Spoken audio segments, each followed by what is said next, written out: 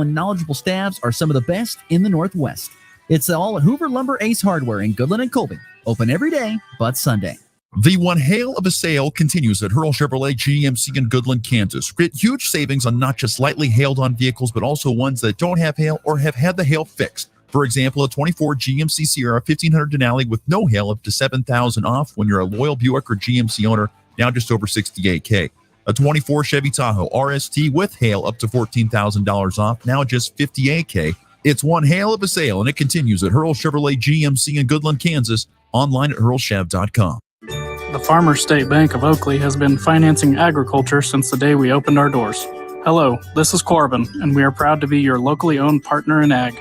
We invite you to come and visit with us when you need to purchase new or used farm equipment, or need any type of agriculture or business loan. We have the knowledge, experience, and financial resources to keep you growing. The Farmers State Bank of Oakley, a tradition of community and agriculture for over 115 years. Member FDIC. Hi, my name is Joseph Schrick. I'm a member of the Abilene Hustlers 4-H Club. This is National 4-H Week. 4-H is a youth program for kids 7 to 18. You can participate in a number of different projects, including foods, horse, swine, sheep, small animals, reading, rocketry, visual arts, and much more. The mission of 4-H is to grow better citizens and leaders, all while making the best better. Join us this year by contacting the Thomas County Extension Office at 785-460-4582. If you take electric or natural gas service from Midwest Energy, you're a co-op member. Midwest Energy is holding its annual meeting of members on Monday, October 21st, 10 a.m. at the Hilton Garden Inn in Hayes. Join us for a short meeting and maybe win one of several great door prizes. Again, that's the Midwest Energy annual meeting, Monday, October 21st, 10 a.m. at the Hilton Garden Inn in Hayes. Midwest Energy, a customer-owned cooperative making energy work for you. You ready? Ready? 1, 2, 3, 4! It's the Morning Blitz with Ross Volkmer. The amount of money getting thrown around to quarterbacks who haven't done diddly squat is amazing to me. The region's only local sports talk. Listen to this guy. He knows what he's talking about. Broadcasting on Goodland's Rocket 102.5. Simulcasting on Goodland's 730 Gold KLOE. Guys everywhere. Discussing it all from the preps. It's been a long, long time. But the Goodland Cowboys are going to play for a state title. To the pros. How about a walk-off grand slam?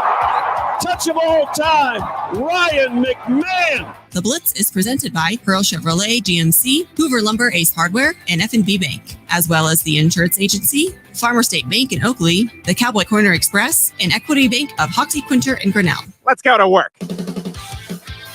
Barton digs it. They go near side. Holzmeister, big time swing and kill. Cross court, far side. It's down. Set it to the near side. Going to Rickard with a huge swing and down the near side in the corner. That's a big time kill from Rickard.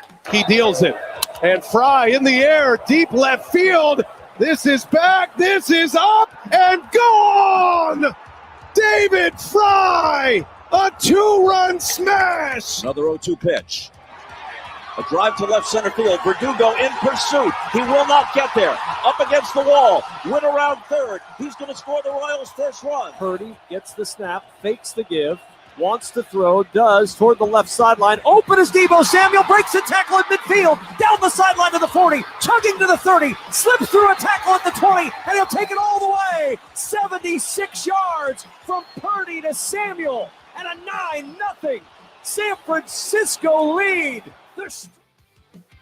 Happy Friday morning, everybody. It's a Football Friday here on the Morning Blitz. Glad you are with us. You might be listening on Goodland's Rocket 102.5. Of course, also simulcasting on 730 Gold KLOE, the Hurl Chevrolet GMC video stream on Facebook, Twitter, or YouTube, or, of course, the audio stream at nwksradio.net. Appreciate you tuning in here on this October the 11th. 56 degrees outside to get your morning started as the sun's starting to make its way up here on this Friday. We will see a high of around 80. And you know what? I'd say enjoy this 80-degree temperature today and 84 on Saturday, because coming up after that, we've got temperatures back down into the 70s. Some more fall-like temps here, looks like, coming through most of next week, although late in the week next week, we could see temperatures back up into the 80s. So, but cooler temperatures are coming, at least for a few days, starting up on Sunday. Hope everyone's having a great start to your Friday. We got a full show ahead today. We will be talking plenty of high school football as we are in week 6 of the high school football season. Some great games this Friday, including probably the best one, in my opinion, happening right here in Goodland at Cowboy Stadium. We'll actually have plenty of that discussion today as the play-by-play voice of the Colby Eagles on 100.3 The Ride, Max Gershon, is going to join us on the Hurl Chevrolet GMC video stream coming up in our second segment at the bottom of the hour to talk about this game coming up here tonight at Cowboy Stadium. But there's lots of other great high school football games. It's a busy weekend in lots of other local sports. You have regional tennis. You've got league volleyball going on, some cross country as well. Lots of things happening in local sports. We'll get to that all coming up here in just a matter of moments. And then we'll wrap up the show with some more football talk on the collegiate and professional level. It's kind of a slow week regionally for college football to an extent. I mean, KU has a bye. Nebraska has a bye. The Chiefs have a bye. So really the only true regional teams, K-State and Colorado, they play each other, which is a huge game, and we'll discuss more on that as the show goes on. We've talked a lot about already, especially yesterday with Joe Tillery. If you missed any of that conversation, it was a good one. If you want to catch up on the podcast. And then, of course, the Broncos take on the Chargers on Sunday. We'll get to more discussion on that. We'll get to all that coming up here. And then, like I said, mostly it's a quiet weekend, though, in college football regionally. But overall, it's a great weekend, as we talked about on Wednesday with the College Football Power 5 with some fantastic, very good games. On a sour note to kick off the show, though, yesterday, the Royals season came to an end. The Yankees beat the Royals 3-1 at the K in Game 4 of that ALDS. They win the series 3-1. The Royals offense was just not good enough. It felt like kind of coming down the stretch this season at times. Their pitching was great. The offense just was not good enough. And when they got up against more elite teams, they struggled just as much, if not more, scoring runs. The Royals got across one run on a Vinny Pasquantino RBI double driving in Bobby Witt Jr., but that's all the runs. Kansas City did have a couple of deep blasts. I know Michael Massey had one. There was another one as well to right field that were pretty much up against the wall, is where Juan Soto was when he made the out to retire the Royals in those specific innings. But yeah, the Royals season comes to an end. They lose in 4 to the Yankees. I know there's disappointment, I'm sure, with Royals players and fans and all that stuff. But at the same time, was this even expected this year? I don't think so. You're coming off a 106-loss season a season ago. And to be into the postseason and to, and to go into a series with a team that, I don't know the numbers on this, I would guess double, maybe even triple the payroll that you have in the Yankees is still pretty darn good. So my guess is, yes, there's some disappointment, a little bit, and some sadness the season is ending. But overall, this was a highly successful season for the Kansas City Royals, who once again lose 3-1 last night to the Yankees. And the Yankees move on. They await the winner of the Tigers and the Guardians, who will have to go to a winner-take-all Game 5 on Saturday night. And then the NL, NL will be set after tonight. You've got Padres-Dodgers in a winner-take-all game from L.A. They will play the winner. Well, of course, they'll play the Mets, who already advanced over the Phillies. So those are your final teams left standing at this point in time. We will certainly know a whole lot more after Saturday night on who the final 4 will be in Major League Baseball's postseason. But the Royals season comes to an end. They end it with an 86-76 record. Once again, they had 106 losses last year to turn it around. It was great. And it'll be very interesting to see what they do in the offseason. How do they go about trying to bring in some more offensive firepower? I think they need to do that a little bit. Pitching is good, but you can always find ways to add more pieces. That will be intriguing to see if they go out and they find a few more pitching arms to help bolster that entire rotation and bullpen. But I think the biggest thing they need is just some more pop in the lineup. They just need a little bit more of that to help put up some more runs. I mean, there were times this year where they put up a ton of runs, but it seemed like down the stretch of the regular season and even into the postseason a little bit, just did not have the offensive firepower. But, think about it. The Royals made the postseason. They won a series over the Orioles, and then they lose to the Yankees. I mean, I'd say overall it's a pretty darn good season for Kansas City, who once again lose to the Yankees 3-1. All right, let's get into some local sports here in this segment number 1. I want to dive into sports from yesterday and then look ahead to this weekend, which is a very packed weekend of local sports. But big volleyball triangular happening in Goodland. Last night, we had coverage here on Rocket 102.5. Colby and Scott City came to town. The Lady Eagles, who once again are a fantastic volleyball team, picked up 2 more wins last night. They swept Goodland in straight sets, 25-13, 25-23. And then Scott City swept Goodland as well. The Colby-Scott City match was very entertaining, back and forth. That took 3 for Colby to pull out the win, but Colby picked up 2 more wins. They're now 24-5 on the season. Just some thoughts on those matches that I saw. First, from the Colby perspective, Colby to me is kind of interesting. They're no doubt a very good a volleyball team. They are certainly a good passing team. And so is Scott City, by the way. I mean, Scott City and Colby to me looked very equal when they played. Really did. I know Colby won that 3rd set pretty convincingly, but I thought they looked pretty equal when they played each other. Both teams are pretty good on the defensive end, pretty good darn passing teams, and they set up their attackers pretty darn well. Peyton Gentry for Scott City had a night last night. I don't know if she does that every single night, but she was pretty dominant. Not many people could stop her and her attacking. And Colby's got a lot of different people that like to go to, whether it's Rylan Mackley or maybe it's Sadie Cheney or Shaylee Holzmeister, who's probably the big lefty that can go up there and get some big time swings. Colby's got a lot of good pieces. The funny thing about Colby, though, is that I think they're kind of disinterested a little bit. I don't mean this in a negative way, but it's just kind of funny. But whenever I've watched them this year, they kind of look a little disinterested. It seems like in some first sets, oh, we're here. We've had a good season. We're gonna win this. We know we're gonna win this match. Not saying I don't know, but and then the first set that kind of gets away from a little bit, or it's a little bit more competitive than maybe it needs to be. I don't know.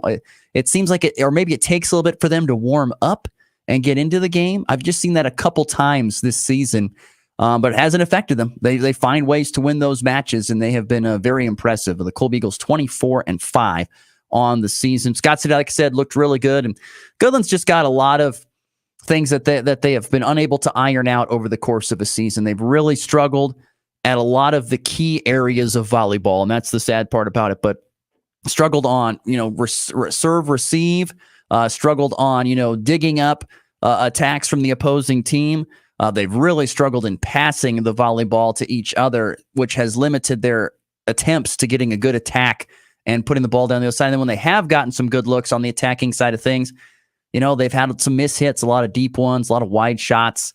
That's been the tough part. When all those things kind of aren't working, it's tough. Now, the thing is, Goodland has a lot of pieces. As I talked with head coach Angie Brumbaugh post-game, I was saying, there's a lot of good pieces. It's can you put the pieces together in the right spot? And these pieces are kind of boogered up. It's kind of like if my 10-month-old got a hold of the puzzle and was chewing on the pieces. It doesn't quite go together, but it could if you can just figure a few things out. But it's been a challenge of a season for Goodland volleyball. And last night, like I said, a lot of the same things that bugged them, I think, early in the season are still kind of bugging them at this point in time in the year. Some other volleyball from last night. Hoxie got 2 wins at home. They swept Trigo. They also bested Peaburg in 3 sets. Oakley, 2 more wins on what's been a fantastic season for the Lady Plainsmen. They sweep Smith Center as well as Heartland Christian. That all took place at the Colby Event Center yesterday. And then Wallace County winning both their matches over in Rexford last night. Lady Wildcats beat Golden Plains in 3. They swept Wescan. Golden Plains took care of Wescan in straight sets in the other match of the evening. Some of the high school volleyball there from this Thursday night. Sets up a loaded tournament weekend of high school volleyball. You've got the GWAC going on down at Hugoton. One would think, Colby has not lost a GWAC match, that they're going to be the favorites, but I don't know. Scott City looks good. Holcomb's looked decent at times this year. I think there's some good teams that could be vying for that GWAC tournament title down in Hugoton on Saturday. The Northwest Kansas League tournament will be taking place over in Quinter. I don't know, Wallace County, Greeley County, probably some teams to keep your eye on in that. And the Western Kansas Liberty League tournament, that's happening over in Brewster. The Mid-Continent League tournament at Peaburg. Hoxie, Oakley have had good seasons. Of course, there's Norton that's had a really good season. They'll all be at the Mid-Continent League tournament in Peaburg to see who hoists up that tournament title on Saturday. Today is also a big day, continuing in local sports here on the Morning Blitz. Regional tennis will take place today and Saturday. Colby and Goodland are 4A schools in tennis. They will be competing at McPherson. Your 3 through 1A schools like Tribune, Greeley County, they are going to Waukene Trigo today. The big thing you have to remember, I always have to look it up myself. Always got to go to the handbook. Got to search for the Acacia handbook on all the sports. Who qualifies? How many qualify? Well, you must place top 6 at their respective regional, either a singles team or a doubles team. You must place top 6 at your respective regional in order to qualify for state. They take 24. So they have 4 regional host sites. They take 6 from each of those spots, and then you get to a 24. I don't know. It's hard to follow tennis because you don't see the results a lot. But I think on the local side, I think you should probably see Addie Owens make it back to state for the second consecutive year. I'll just say I would be surprised if she doesn't make it. I'll put it that way. I would think she'd be able to make it as a single for Goodland in one of those top 6 spots. I think. But once again, it's hard to kind of know tennis because I don't see the results come across very, very much. But regional tennis, the postseason of the fall sports season, the first postseason event begins today with regional tennis. Once again, Colby Goodland in McPherson. 3 through 1A area schools will be at Waukene Trigo here today, and then hopefully tomorrow if you continue to win today. There's a little bit of cross country on the docket on Saturday. Goodland cross country gets, I think, one more race in down at Lakin before they have regional cross country taking place coming up here early next week. And then that sets into high school football here in week number 6. And I'll tell you, I was kind of going through these games and I kind of was just kind of having fun. I was kind of like, I'm going to put kind of like an asterisk next to the games, and how many asterisks it is kind of tells me how big the game is. And especially if I think it could be a good game. And I put asterisks next to 4 games that here in week 6, I think have some sort of intrigue to me, I guess is the way I would put it. One of those games is in the 6-man level. You have Weskin, one of the 2 unbeatens in our listening region, along with Hoxie. They're hosting Golden Plains. Like, I don't know if Golden Plains has enough firepower to hang with Weskin. I don't think they probably do. But Golden Plains does have some good players, highlighted by Dylan Wark, who's having a phenomenal fall sports season, not only in football, but in cross country. He's been very good. Can he find a way to score some points? I mean, maybe this is the most points Weskin gives up this year. Maybe it's one of those type of deals. I think Golden Plains has got a great head coach in Travis Smith, and they've got a great player in Dylan Wark. They've got some experienced players other places going up against a Weskin team who, once again, we've talked about before in the show with multiple different people who think that, Weskin is a team that could be vying for a state title or representing the West in the state title game. I don't know but I think Golden Plains could give him a little bit of a run for at least for a while in this game. But I think Weskin probably pulls away and wins convincing when it's all said and done. But I think that is an intriguing football game here tonight in week 6. Another one at the 8-man ranks would be Hoxie hosting Hill City. Look, number 1, Hoxie, another team that looks like it's probably going to be representing the West in a state title game or is going to make a deep postseason run, one of the 2. Hill City, though, has proven to put up some points. I mean, they put up 76 last week against St. Francis. Hill City's got a good offensive team. The Balthazar kid, which I just how can you forget that name? Balthazar. Isn't that, pretty sure there's a movie on Disney Channel, something to do with Magic Balthazar, something like that. But anyway, Tate Balthazar, I think is his name. He's a good player for Hill City. Hoxie might get a little challenged here from Hill City. They can certainly score the ball, but Hoxie is a very complete team. They're a phenomenal defensive team. They haven't given up any more, I think, than 16 points in a game. Actually, it might have been 16 points in a game. They've been very, very good defensively. And offensively, they should be well rested. They whooped up on Stockton and rested some guys, including Duncan Bell, who's been fantastic at the quarterback spot. So my guess, Hoxie's going to be too much for Hill City, but I think Hill City does have some pieces to at least make Hoxie sweat a little bit in this game, unlike they did against Stockton for the most part. At least the starters didn't sweat because they really didn't play. But Hoxie, Hill City, a big game, I think, tonight. And that's in Hoxie, too, by the way, which should be a good 8-man game.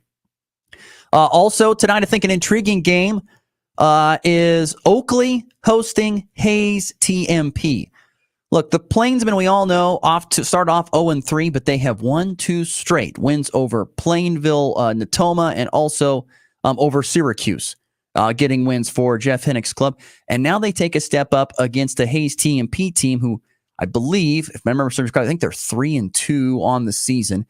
They're coming off an overtime win over Smith Center, I believe. I got to double check that real quickly. I was looking this up. Sorry. Yes, TMP is 3-2 on the season. Goodland is 2-3. Or sorry, Oakley is 2-3. Excuse me. I know. The funny thing is, I love to go to the Massey ratings, which is this unique website, which it has all the high school, not all the high school games, but a majority of the high school games with some spreads. And I love to see what they're predicting. Right now, they have Hayes TMP as a 99% winner compared to a 1% for Oakley. They've got like a 41-7 predicted final score in favor of TMP. If I were to put money on that, I would take Oakley to cover that in a heartbeat. I actually think Oakley's got a great chance of winning this game. You know, Carson Beal has stepped in. I don't know what happened to their quarterback I don't know what happened to Oakley's quarterback, but Carson Beal stepped in great last week against Natoma and had a pretty solid game. I feel like Oakley, if they may not win, I think it's going to be a much closer game than 41-7. I will certainly say that. That is for sure. But I was just looking that up on the Massey ratings here earlier today, and I just thought, boy, that seems like a lopsided score. I think Oakley is going to be a lot more competitive in that contest against Hayes TMP. I think it'll actually be a pretty darn good one. And I think the Plainsmen have a pretty decent shot of getting back to 500. I think they do. That's a good team and a very well coached team as well. I think is going to make a run there. So once again, I think that'll be a very, very good game, Oakley and TMP tonight. One more thing before I was looking at the Massey ratings, the predicted score for Hoxie. He'll say they got Hoxie winning 46-27 is this final score there. Hoxie winning that one as well. Some other scores before we get into Colby Goodland, and we might save that for Max Gershon, who's going to join us coming up here in just a little bit on the Hurl Chevrolet GMC video stream. But there's some other good games this weekend, including you've got Rollins County at St. Francis, the Yoke Bowl. A great rivalry game there. The Massey ratings predicting a 48-20 win for Rollins County. That sounds about right. I don't know if St. Francis defense can contain Ryan Schromick, who's pretty well rested. We'll see. But Rollins County and St. Francis, the Yoke Bowl, always an entertaining rivalry game. That is played this weekend. You've got Wheatland Grinnell hosting Dighton, which will be a tough test for the Thunderhawks. Decatur Community goes to Stockton. Will Josiah Pattengall even see a carry? We've seen a lot of teams rest a lot of their star players against Stockton and still get convincing wins. Quinter will host Ellis. You've got Shylin at Western Plains. Healy.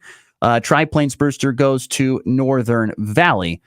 Some other the area games as well. And, of course, Goodland hosts Colby in what should be a phenomenal game. And the Massey ratings agree. The Massey ratings for this Goodland Colby game say it is a 28-27 ball game. A very, very tight ball game between Goodland and Colby. So I am super intrigued to see this game here tonight. And we're going to discuss more on that with our guest coming up next. All right, let's get to our break. And we come back. Max Gershon, he does play-by-play on 100.3 The Ride of the Colby Eagles. He will join us next to discuss the Colby Goodland, the 104th meeting between the Cowboys and the Eagles. We'll discuss that next here on a Friday edition of the Morning Blitz.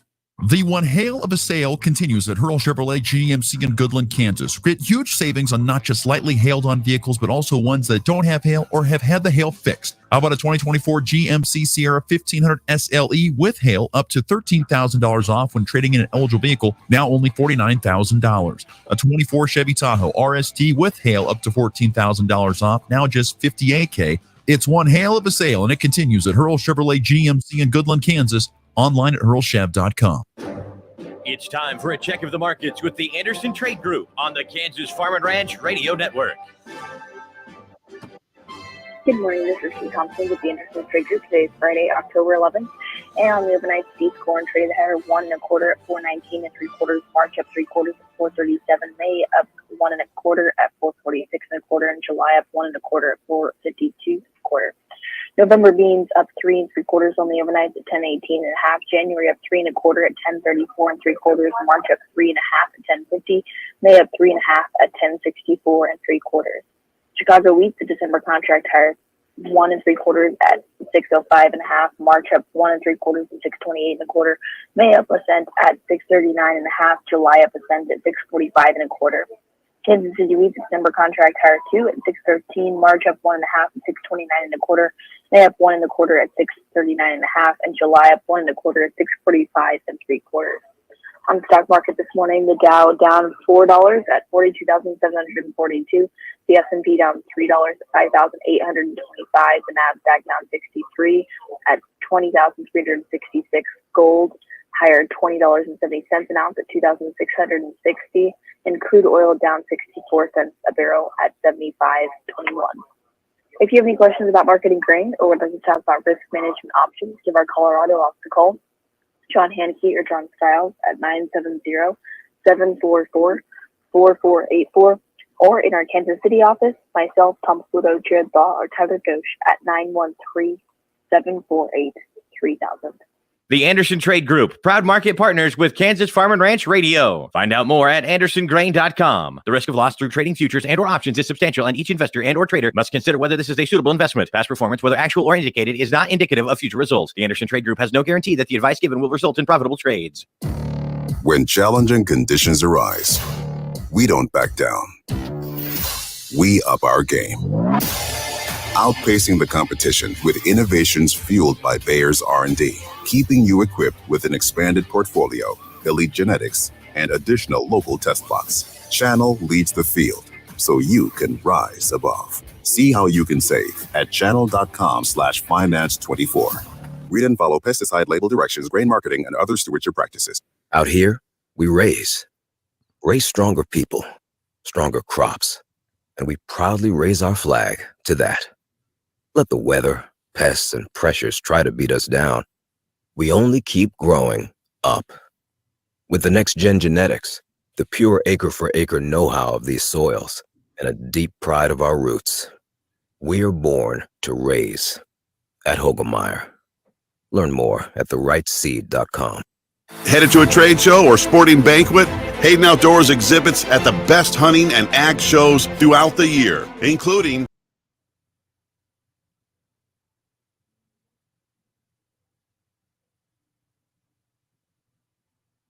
events annually.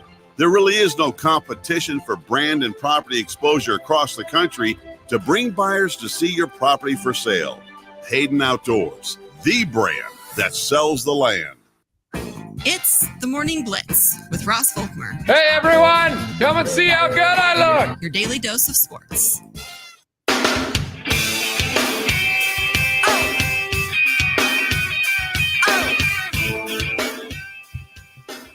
We are back here on a Friday morning. Glad you could join us here on the Morning Blitz. Once again, going to be a beautiful day. 80 degrees, mostly sunny, and 56 to get our day going here on a Football Friday. And we're pleased to welcome into the Blitz for the first time. He's the new play-by-play voice. You hear him on 100 Point Through the Ride. Max Gershon joins us now. Max, good morning. How you doing today, buddy? Good morning, Ross. I'm doing good. I'm excited for tonight. Yeah, I first of all, we have to ask, are you okay following last night's 3-1 loss from the Royals to the Yankees? We know you're a big Royals guy. Yeah, and I'm sure, we'll talk about this more when I start coming on every morning, but I'm happy that we made the playoffs, and I think the future's really bright. So that's kind of the mindset to try to keep myself, upbeat today. That's what I'm thinking. Only positive thoughts. Yeah. Positive thoughts. That's all Max is trying to think at this point in time. This is your first ever experience of the Colby-Goodland rivalry game. It's your first year of following Colby football. I'm just kind of curious, what are some of your thoughts as you've taken over from a person who had just, pretty much you were just dropped in here. Yeah. And what were some of your thoughts of this Colby Eagle football team as you cover them here in this first season? Well, first of all, the first thing I've noticed, and this is so different in a smaller town, is how much support this football team gets and throughout the entire, city and town. It's so exciting to see everyone, fill the stands at every single game, especially homecoming last week, and the parade was awesome. So it's great to see the camaraderie, behind this team. But also, I've been so impressed with, the amount of athletes, not only on Colby, but it's in this entire GWAC conference. It's been impressive to see, and it's kind of caught me off guard just to see the amount of talent that Colby has and the amount of talent that they're playing week in and week out. Yeah, there's some pretty darn good football, that's for sure. Yeah, I mean, there's so many good pieces there for Colby to play with, particularly offensively. Who do you think is the biggest weapon week in and week out for Colby? Because there are a few options that you could go with. Yeah. I think Guy Tubbs. I think that's who I have to go with because, his size and speed is such a rare combo at a wide receiver. Kind of plays the tight end position a little bit, but they run him out outside. They run him in the slot. It doesn't matter.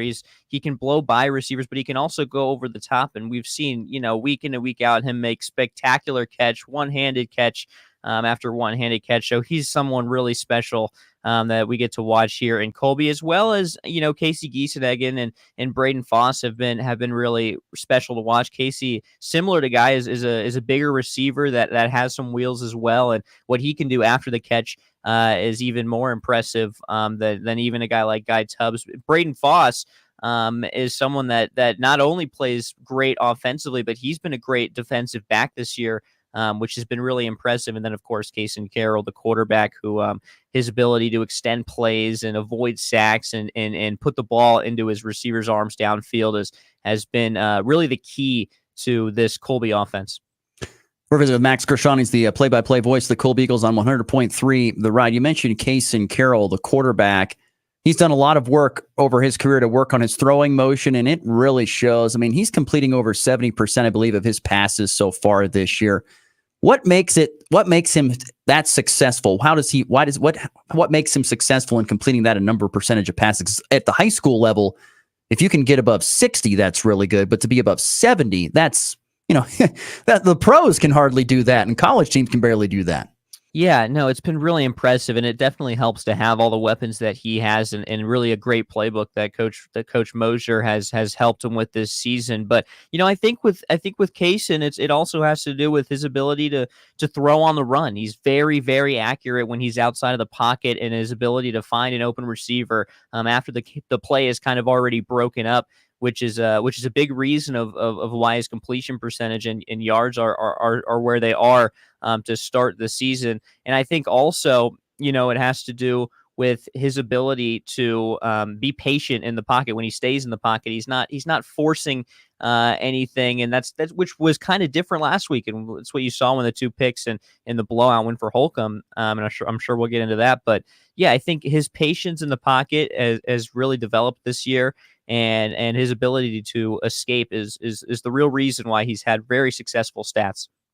Well, there's no doubt that the Eagles have proven that they can throw the football. They are certainly very, very good at that. Running the football is on the other side of the coin. It's been a difficult, tough sledding year trying to run the ball. Why has that been difficult for Talon Wark, the running back, as well as other backs who have tried to tote the rock? Yeah, I think it's been a little bit of him not getting a lot of opportunities, especially on first downs. We've seen some games where he's been used more, especially going to that Hugetson game, which I think they really game planned for Talon Wark to have a big day, which he did. I think also it's really the biggest part it's affected Colby is in the red zone. We've seen all year really, really tough red zone struggles from this offense. And I think it's because defenses aren't scared of the run game of Colby right now. When we get to the goal line, even it's an issue of trying to get 1-2 yards. So I think the run game is definitely something that, needs to improve in these last 3 weeks and needs to be used before the goal line, so that goal line run works a little more. But yeah, I think it's a mix of the offensive line having some struggles, as well as not getting a lot of opportunities to really get the run game set at the beginning of the game. We're visiting with Max Gershon. He does play-by-play for the Colby Eagles on 100.3 The Ride. We're talking the Colby-Goodland rivalry, the 104th meeting between the two programs here this evening at Cowboy Stadium. Usually if the run game is a struggle, that means the line play is struggling to get a push up front. They've certainly done a good job of protecting Case and Carroll, but getting the push up front has been the issue. What do you think about the line play? Have they dealt with some injuries? Are they kind of been mixing and matching on the line? What's the latest on the offensive and defensive lines? They have dealt with some injuries. That Coach Mosier, I overheard him talking to Coach Teeter last week against Holcomb, talking about some injuries that they had in practice with the offensive line. But I think last week it really showed that the offensive line was just overpowered by Holcomb's D line, and it really it started to become an issue early in that game. I think Case and Carroll really for the first 4 weeks made the offensive line, kind of look pretty good in the stat sheet because of how his ability to escape was limiting sacks. But I think the run game has really taken the fall from bad protection, and that some of that's due to injuries, some of that's due to just poor play up front. But that's definitely a main cause for concern for Colby here in the last 3 weeks. I know defensively, you take out that Holcomb game, the 41-7 loss. Defensively, this team has been very good. Why have they been so successful at limiting the other teams? Yeah, I think the biggest reason is those same wideouts we're talking about at offense. They're playing defensive back and they're playing, corner safety. Some of them are playing linebacker, of course, but they're so big and they're so quick that it's hard to get the passing game going against this Colby defense. I think the only real success, and it's just the reason why, Holcomb won last week, is the run game you've been able to run against this Colby line, and it's worked for a number of teams, but really worked last week for Holcomb. So I think the success has been on passing downs, and as well, the edge rushers have been good. Kai Lanning has been fantastic this entire year. So when he's getting pressure and he's getting help from the rest of the D line, this defense is one of the top in the conference. Yeah, they've certainly had some great showings. What's been the discussion of trying to face a team? As I've told to multiple people, I said it's almost like looking in a mirror when you have Colby and Goodland facing off against each other here tonight. I think both teams are teams that can pass the ball very well. Love the big play in the passing game. Both struggle to run the ball at times. Both defenses at times have given up yardage and points to some really good opponents. I mean, it's kind of like looking in a mirror with each of these teams. What's the discussion there? Yeah, I talked to Coach Mosier yesterday, and if you're listening to the pregame show, you will hear those conversations. But I think it's going to be about stopping Currier, the big tight end for Goodland. I think is the main focus for Coach Mosier, and that's what he was telling me. But also, I did ask him, is it help through practice this week that you guys love passing the ball? Do you feel like your defense is more prepared? And he said yes, that having the weapons on offense really helps. Kind of, you can't mimic for a guy like Cure too often, but I think Colby has enough height and speed to kind of do the best that they can to prepare their defense for what they're going to see out of this Goodland offense. So, I think hypothetically, you would expect Colby as well as Goodland to have some of the best defensive game plans we've seen this year for each other. Well, we'll see. Yeah. I know the Massey ratings, which is a site I love to go to, has a Goodland and Colby.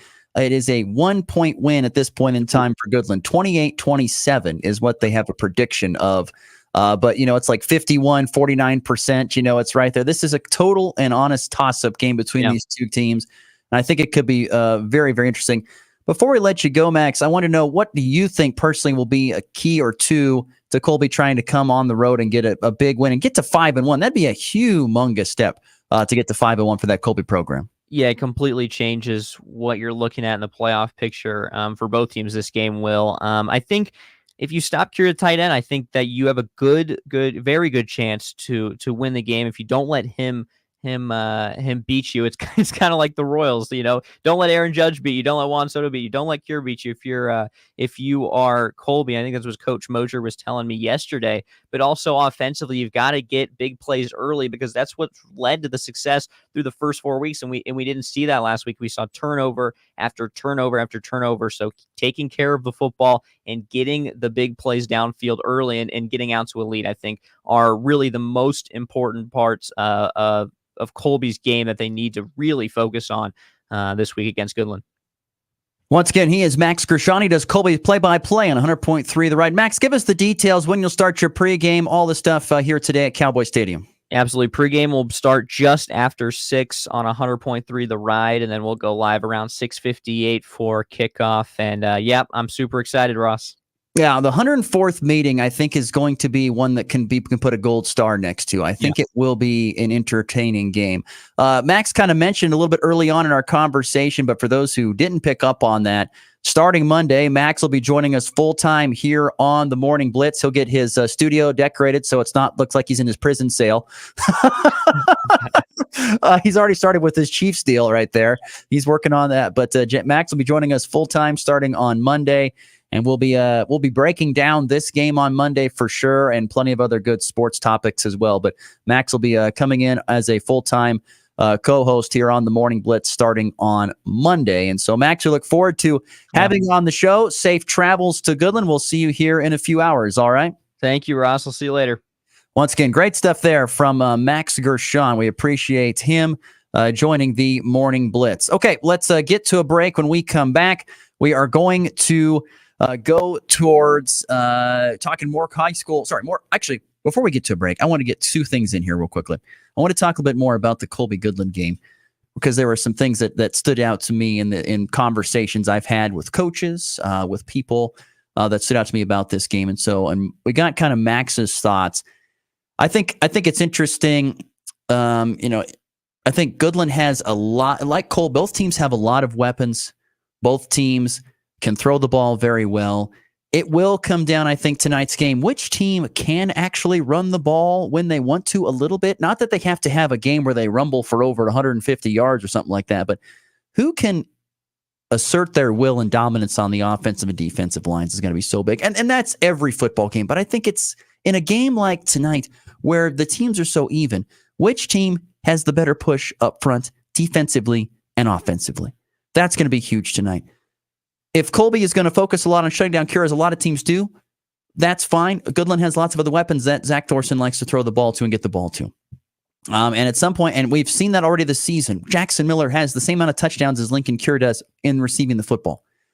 He's been great as a wide receiver this year. Kason Cedarstrom is going to be a good wide receiver. Braylon Mole is back and playing very, very well. So from the Goodland perspective, you've got lots of weapons on the offensive end. But to me, it comes down, can you run the football when you want to, and when you need to? That's going to be big. Which side of the line? And also, another big key tonight for both teams, in particular for both teams, I think, is who limits giving up the big plays. That's the other thing as well. The big play tonight is going to be impact. Both teams love to just snap it and chuck it. I've seen Colby multiple times on film. They run chair routes. They're going deep. They love to throw the ball down the field and get big plays with Geese and Hagen and Tubbs. And why wouldn't you? They're very good athletes, and you want to get the ball in their hands. They want to get it down the field. That's perfectly fine. But I think that whoever limits that and does not get burnt deep is going to have a good chance of the game. Make the opposing team's offense chip it down the field against you if they're going to score. Whoever limits giving up the big plays is going to have a great chance of winning this game. And from the Goodland perspective, this is just a big one here. Cowboys have to quit shooting themselves in the foot with penalties. That is a humongous issue.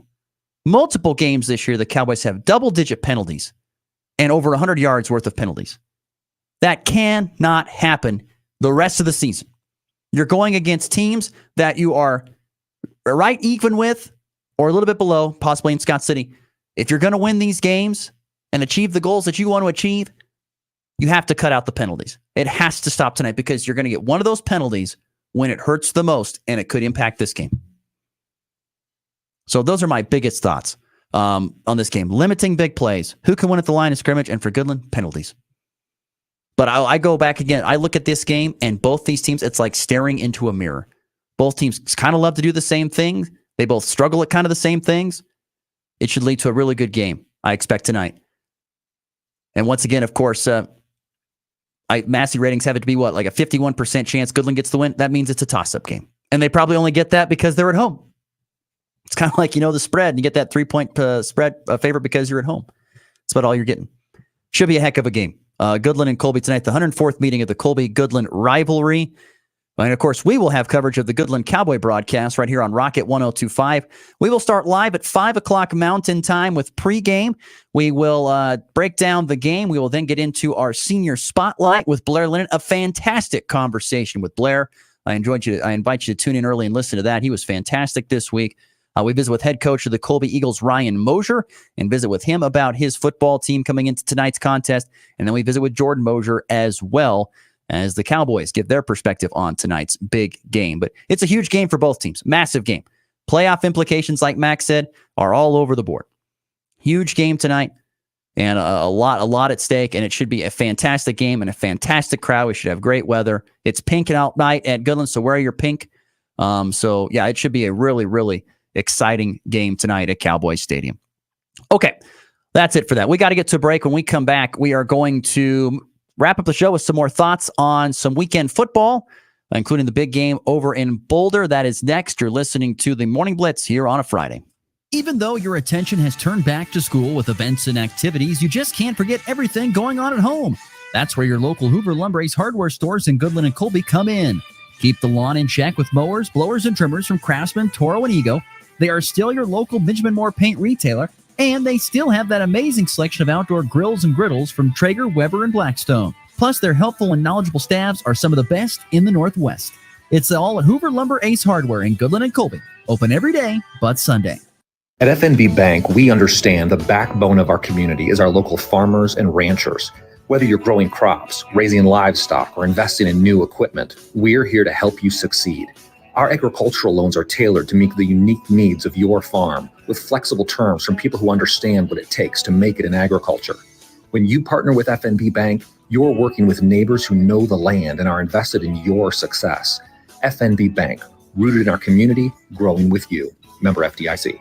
If you're shopping for a banking institution, visit with Equity Bank of Hoxie, Grinnell, and Quinter, Kansas. The Equity Bank is heavily invested in local business and activities contributing in many ways back to their community. Their employees are involved with many organizations and area events. Plus, a lot of experience comes with that staff. You'll find valuable local assistance when you bank at the Equity Bank of Hoxie, Grinnell, Quinter, and other locations in Western Kansas. The Equity Bank, member FDIC. Your livelihood is important to you. You work hard to succeed in your farming operation, crop, livestock, home, vehicles, and special needs. We have you covered. Discounts are available for new business, remodeling, hail-resistive roofing, multi-policy, and many more. Optional coverage endorsements as well for machinery ingestion and equipment breakdown. Umbrella coverage for additional coverage on your home, farm, and auto. See the girls at the insurance agency at 1020 Main in Goodland or call 785-899-5011. You're tuned in to the Morning Blitz. Great call. Love where your head's at. With Ross Volkmer.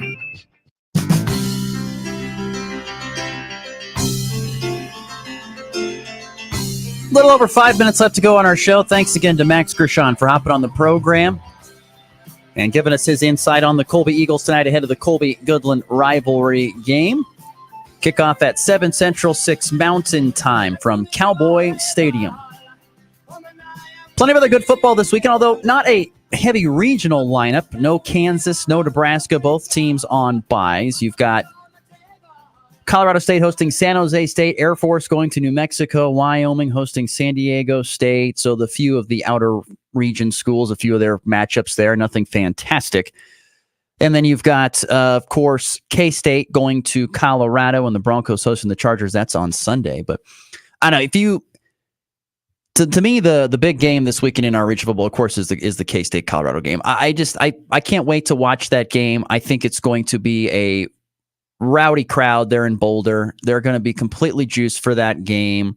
There's going to be a good contingency of purple in the crowd because a lot of us over here in Western Kansas, it's a shorter trip to go to Boulder than it is to go to Manhattan. So I could see a good number of purple fans making their way over there.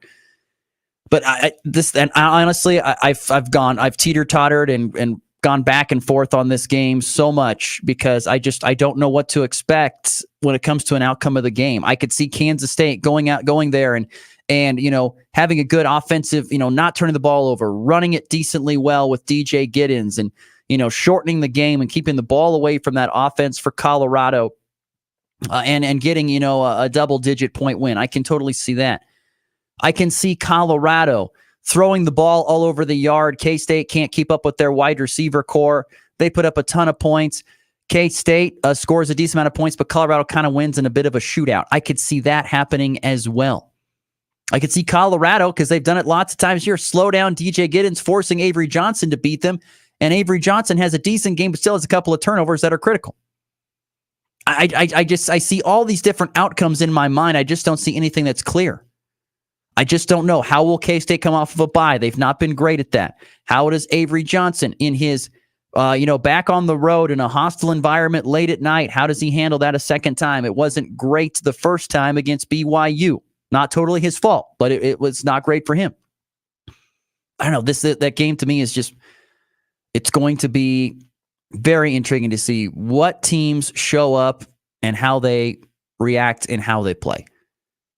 And Colorado's rested. They had, both teams coming off a bye. Colorado's rested. Who knows what they've worked on with their run game. Maybe they can get that going a little bit more. I doubt it. And they really don't want to. I mean, that's the thing about if you play defense against Colorado, you don't have to really worry about the run game that much because they don't really care. They're going to put the ball in Tu's hands, Shedeur Sanders, and let him throw the ball around and make plays.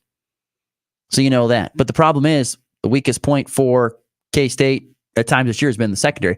Hopefully the K-State defensive line and pass rush is able to get to Shedeur and get him off of his spot back there in the pocket and force him out that way. So I don't know. That game to me, I'll make my pick here in the pick six picks of the weekend. But yeah, I don't know. I don't know. That game is very fascinating to me and for a lot of reasons, and I can't wait to watch that game. You've got Broncos hosting the Chargers on Sunday. Another interesting game. I do know this. I do believe that San Diego is going to try and run the ball. I don't think they're going to have a ton of success doing against this Broncos defense, which has proven to be elite. And I know the Chargers, I think, are favored at this point in time. I think they're a 3-point favorite on the road, which to me is nuts. On the road, a 3-point favorite? That just seems a little bit crazy to me. At least I want to double check that. Maybe I wrote that down wrong. Maybe the Chargers are... No, it's in Denver. So yeah, like I said, 3-point favorite. LA. I don't know. To me, that almost feels like a little bit like stealing. I feel like Denver's got the home field advantage. They've got the defense to slow down offense that's not great. But can Denver's offense put together some points? I know they did last week. I don't know if they're going to put up 30, but they can maybe get to 24. I don't know. I could see that. I can get to 18. But I don't know if I see the Chargers offense, which is wanting to run the ball and doesn't really have anybody to throw to for Justin Herbert. I don't know. I don't know. That game to me is intriguing, and I think the Broncos and Chargers should be a close game, but I don't know if I think the wrong team might possibly be favored. But anyway, like I said, kind of a little bit of a slower week regionally in college and professional football with buys from Kansas City, Nebraska, KU, all that stuff on bye weeks. But I don't know. I think overall it's going to be a great weekend of football, and let's get to that next in the Pick Six Picks. A 3-run walk-off home run, a game-winning walk-off with a walk-off. His second walk-off hit of the season. In walk-off fashion, that baby's gone. Once again, take these picks and do the complete opposite of what I do because I'm 8-22-2 overall. I went 1-4-1 last weekend. I was horrific, but here we go. Let's try and get this right. Some non-regional picks of the weekend. I've got give me Ohio State to cover the 3 at Oregon. Ohio State hasn't played anybody. Oregon has. They're on the road. I know that doesn't stack up well, but Ohio State is loaded full of talent and physical. I think they're going to be able to knock off Oregon probably by maybe a touchdown, I think is what we're going to see. Ohio State with a win on the road. I've got Penn State at USC. Give me the Trojans for the outright win. Penn State, a long traveling flight to get there. They had to bus to Harrisburg because the airport there in State College isn't big enough to take a jet that carries guys for 5 hours. They'll have to work on that. But Penn State goes to USC. A lot of travel. I think USC is back against the wall. They need to win. They get the win. The Red River rivalry. Texas, Oklahoma. It's a 14.5-point favorite in Texas. I'm taking OU to cover. It's a rivalry game. They will keep it closer. Still think, though, Texas gets the win. And then I've got the Houston Texans covering the 6.5 at New England. I think that for sure. And then I got Denver winning outright over the Chargers. And then in K-State, Colorado, I'll take the Wildcats. They find a way to get it done to win it, but I'm going to take Colorado to cover the 3.5. It's like a last-second field goal. There you go. Last-second field goal for K-State to win it. That'll be an epic game. Catch us tonight for Goodland, Colby Rivalry. We'll see you tonight. Have a good weekend. Spin the Blitz.